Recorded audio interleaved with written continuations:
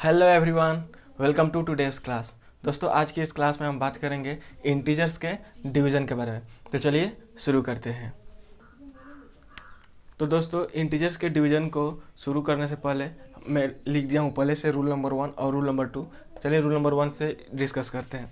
Rule number 1 में क्या है? तो रूल नंबर 1 में ये है कि आप अगर मैं ऑन लाइक इंटीजर्स का डिवीज़न करते हैं, ऑन लाइक साइंस वाले इंटीजर्स का डिवीज़न करते हैं। जैसे कि आप अगर मैं एक -48 ले रहे हैं और एक इंटीजर 12 ले रहे हैं, दो ऑन लाइक साइंस वाले इंटीजर्स हैं, एक माइनस में है और एक प्लस में है। तो इस प्रकार के डिवीजन को कैसे किया जाता है? तो डिवीजन करेंगे किस में? -48 में 12 से। तो सबसे पहला स्टेप कि आप साइंस को क्या करिए, इग्नोर करिए, पहले वैल्यू को डिवाइड करिए। तो 48 को 12 से डिवाइड करेंगे तो क्या आएगा? 4 आएगा। क्या आएगा? 4। अब जब एक बात ध्यान रख रही है, तो सेकेंड स्टेप में क्या है कि अगर मैं ऑन लाइक साइंस वाले इंटीजर्स का डिवीजन हो रहा है, अगर मैं ऑन लाइक साइंस वाले इंटीजर्स का डिवीजन हो रहा है, तो यहाँ पे साइन जो आएगा वो आएगा माइनस का। आई होप कि आप समझ गए होंगे। एक और एग्जांपल लेते हैं। जैसे मान लीजिए मैं लेता हूँ एक लेता हूँ 30 और एक इंटीजर लेता हूँ -6। देखिए ये दोनों भी इंटीजर्स क्या है? अलग अलग है। पहला वाला इंटीजर क्या है? प्लस में, और दूसरा क्या है? नेगेटिव में। तो ऑन लाइक साइंस को डिवीजन करते समय सबसे पहले वैल्यू को डिवाइड करिए। तो 30 को 6 से डिवाइड करेंगे तो क्या आएगा? 5। अब उसके बाद से ध्यान रखना ये है कि अगर मैं ऑन लाइक साइंस वाले इंटीजर्स का डिवीजन होता है तो यहाँ पे जो साइन आता है वह माइनस का आता है। आई होप कि आप समझ गए होंगे। चलिए एक और एग्जांपल लेकर आपको समझाते हैं।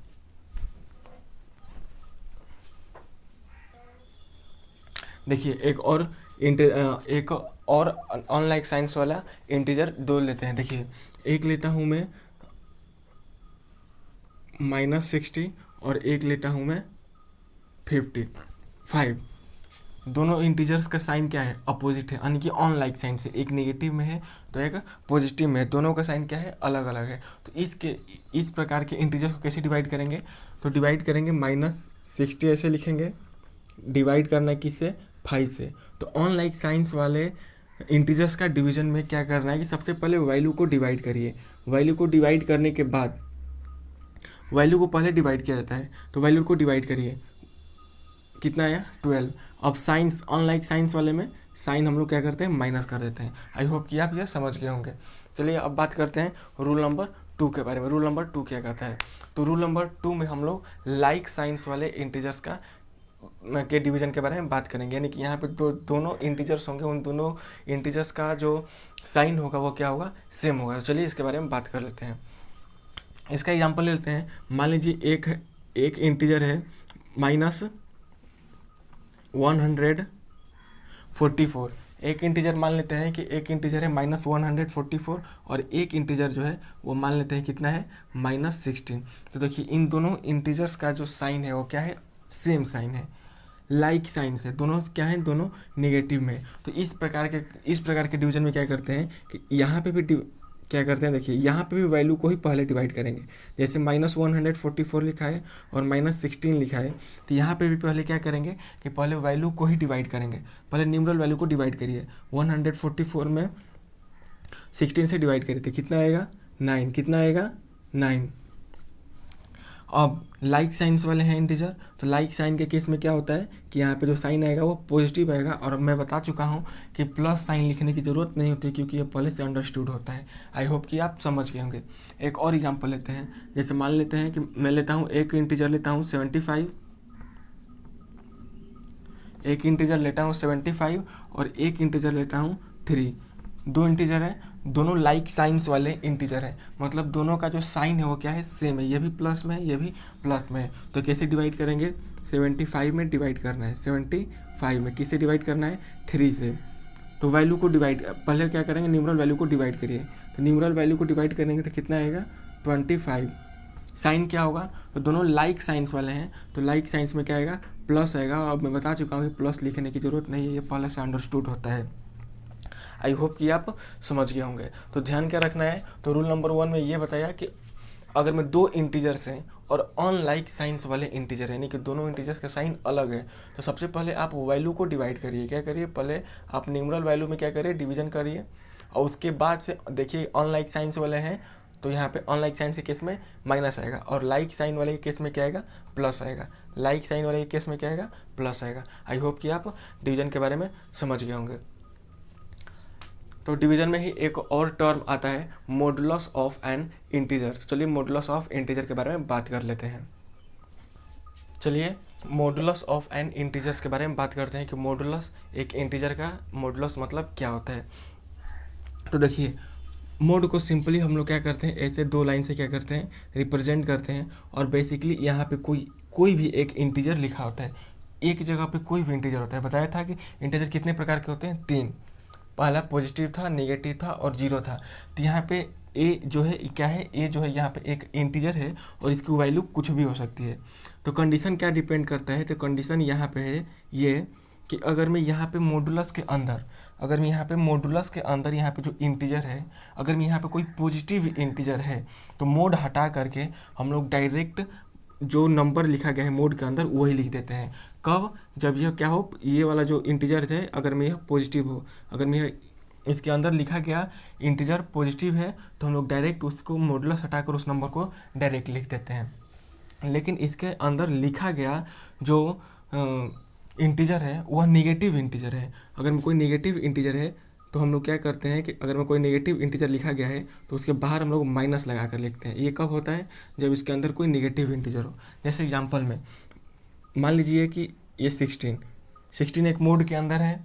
कैसा इंटीजर है ये, मोड के अंदर कैसा इंटीजर है, पॉजिटिव इंटीजर है। तो पॉजिटिव इंटीजर के केस में क्या करते हैं कि मोड हटाकर हम लोग डायरेक्ट इसकी वैल्यू क्या करते हैं, 16 ऐसे पुट कर देंगे। लेकिन यही इसके अंदर नेगेटिव इंटीजर हो, जैसे देखिए अब ये मोड के अंदर कैसा इंटीजर है, तो अब मोड के अंदर जो इंटीजर है वह नेगेटिव इंटीजर है। तो इसके केस में क्या करते हैं, तो यह जो इंटीजर लिखा गया है मोड हटाएंगे, और मोड हटाने के बाद इसके बाहर माइनस लगा देंगे, तो क्या आएगा, इसकी वैल्यू 16 आएगा। आई होप कि आप समझ गए होंगे। यानी कि मॉडुलस से जो इंटीजर बाहर आता है तो उसकी वैल्यू क्या होती है, पॉजिटिव होती है। आई होप कि आप मॉडुलस ऑफ एन इंटीजर्स भी समझ गए होंगे।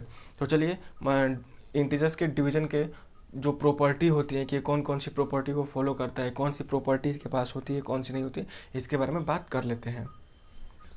तो डिवीजन की जो प्रॉपर्टी है मैं यहाँ पे पहले लिख दिया हूँ ताकि समय बर्बाद ना हो। चलो इसको एक एक करके समझ लेते हैं। पहला है कि यदि a and b are integers, यानी कि a और b अगर में इंटीजर्स हैं तो ये ज़रूरी नहीं है कि a में अगर मैं b से में डिवाइड करूं तो जो आंसर आएगा हमारा, मान लीजिए यहाँ पे कुछ भी आंसर आएगा यह एक इंटीजर ही होगा, ये ज़रूरी नहीं है। यानी कि देखिए जैसे एग्जांपल में एक 16 क्या है, इंटीजर है। अगर मैं इस इंटीजर को 5 से डिवाइड कर दूँ, 16 भी इंटीजर है, 5 भी क्या है, इंटीजर है।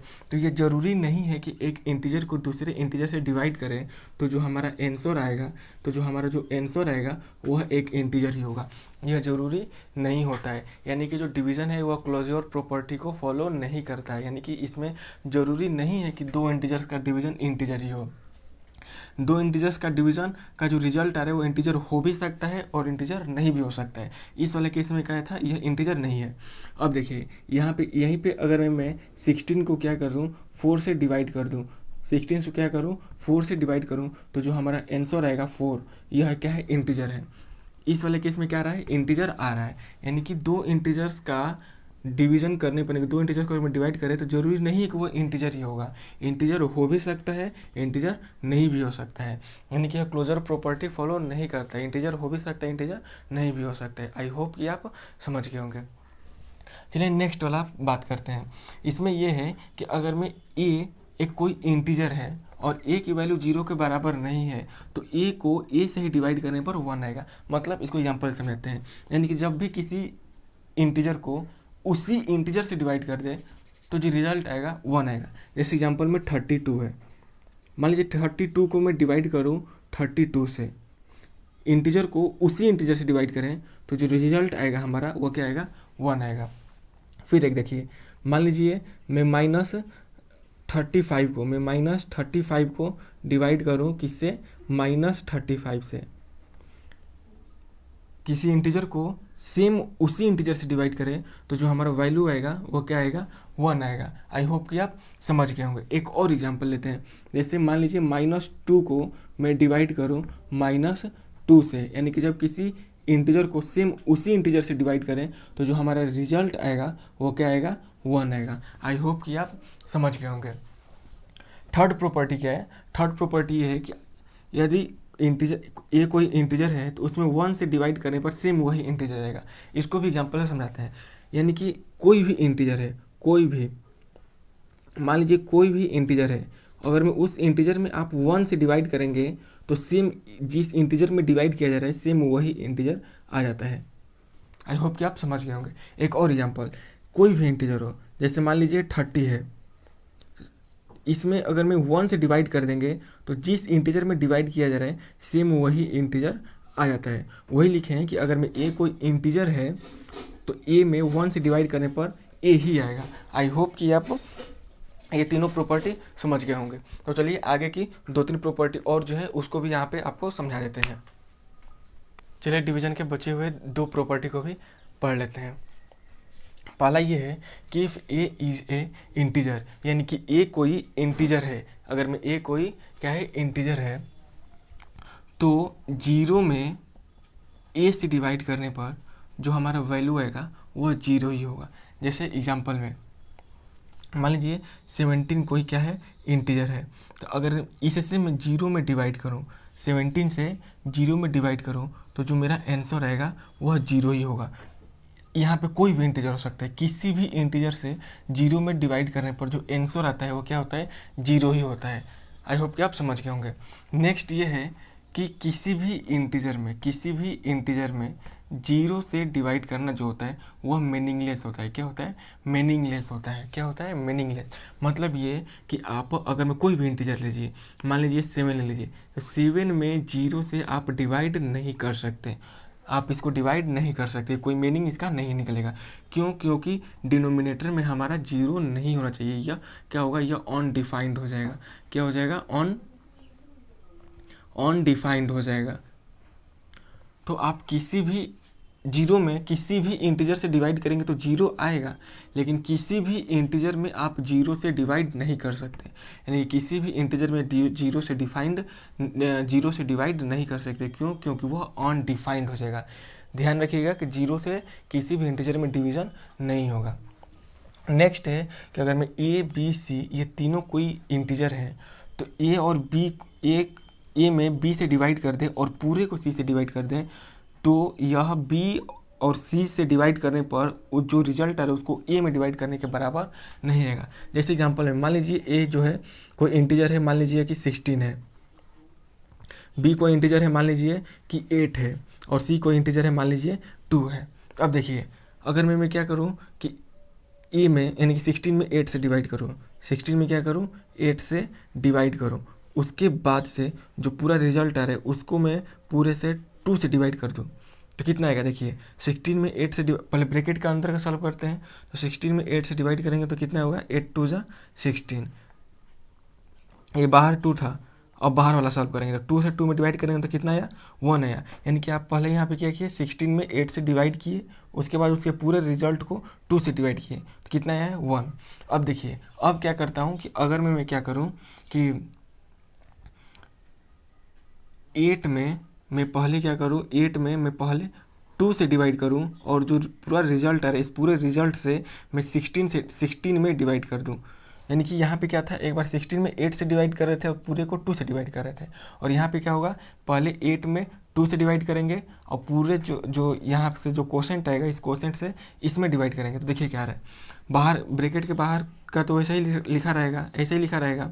पहले ब्रैकेट के अंदर का सॉल्व करेंगे तो 8 में 2 से डिवाइड करेंगे तो कितना होगा, 4, और 4 से 16 में डिवाइड करेंगे तो कितना आया, 4। देखिए यहाँ पे 1 और 4 दोनों इक्वल हैं, नहीं, दोनों इक्वल नहीं है। यानी कि जो डिवीज़न होता है, क्या होता है, जो इंटीजर्स का जो डिवीज़न होता है वह एसोसिएटिव लॉ को फॉलो नहीं करता, यानी कि वो एसोसिएटिव लॉ फॉलो नहीं करता है। मतलब क्या समझने का है पूरा, तो अगर मैं आप ए को बी से डिवाइड कर रहे हैं और इस पूरे के जो कोसेंट है उसको सी से डिवाइड कर रहे हैं, तो यह इसके बराबर नहीं होगा। किसके बराबर, तो बी को सी से डिवाइड करने पर जो कोसेंट आ रहा है उसको इसमें डिवाइड करेंगे, इसके बराबर नहीं आ रहेगा, जैसे कि आपने यहाँ पे एग्जांपल देख लिया। तो दोस्तों आई होप कि आपको आज का क्लास अच्छा लगा होगा, आपको इंटीजर्स के डिवीज़न और इसकी प्रॉपर्टी समझ में आई होगी। तो प्लीज़ आगे वाले वीडियो का भी इंतज़ार करिएगा। धन्यवाद।